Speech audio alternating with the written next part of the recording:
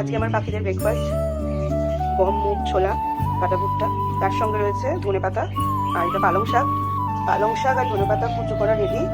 এবারে গম আর ছোলাটা এবার মিক্স করবো এর মধ্যে। সবার জল আর খাবার রেডি, দেখতেই পাচ্ছ।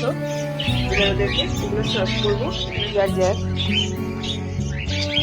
জল দিয়ে জল খাচ্ছে, কাজু আর লাগবে।